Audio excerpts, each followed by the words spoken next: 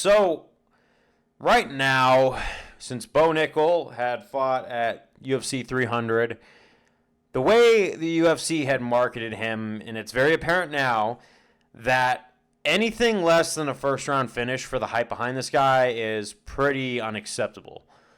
To Cody Brundridge's credit, he did survive up until round 2.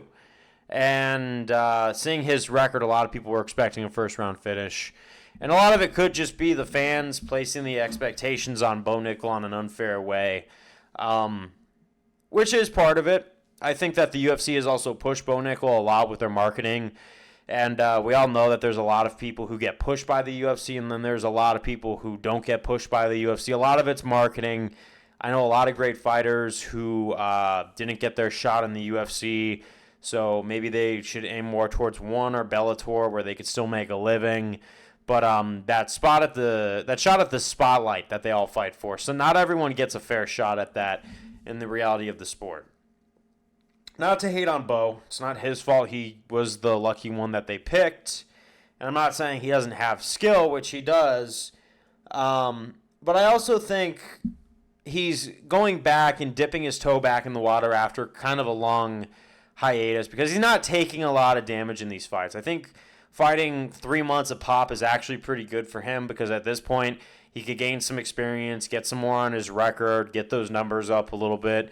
Because he did say that he was a little disappointed by his performance.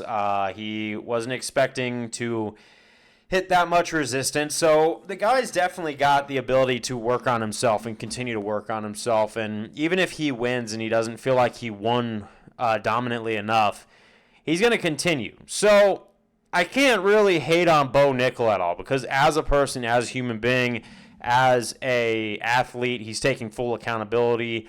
It's not the opposite like Ronda Rousey where, now she was at the top level and now she's just making excuses for her last 2 fights still 9 years later.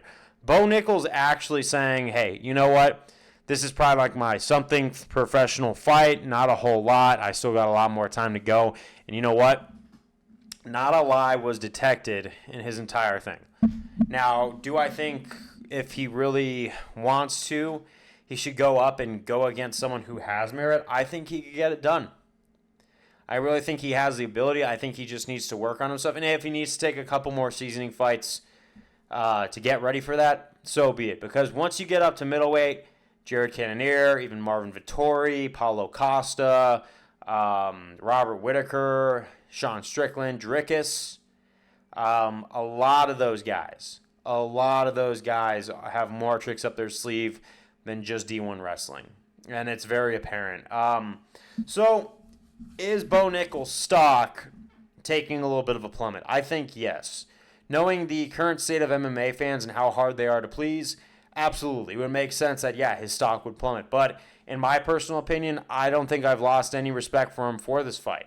I don't think I have any less hopes for him. In fact, I got more because he laid it all out in the octagon and said in front of the crowd, I was disappointed with my performance. So now he's going up against another person, going to get a little bit more experience. And honestly, if he wants to do the take his time route versus what Joe Pyfer did and actually try testing himself against the top 10, you know what? I'm okay with that. Because I will say I do want to see Bo Nickal and Joe Pyfer meet at one point.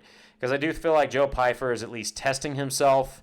Maybe I think that even Joe Pyfer, his next fight is going to be a little bit more in his favor. He seems like a guy that takes full-on accountability. And that goes a long way in this sport. It's not just talent, it's not just toughness, but not deflecting and taking full ownership of your game. So I would like to see those two meet. But I could tell Bo Nickal's taking the seasoning route and saying, hey, let me spend a little bit more time in the minor leagues of the UFC before I even think about touching those rankings. He wants to make sure it's done right. He seems like a very self-aware guy, so even if a lot of people online want to hate on him, I really don't think you should. I think he is handling it the best way, and even if there's a little bit of a moral loss in his victory, I think he's handling that moral loss very well. But that's what I got to say.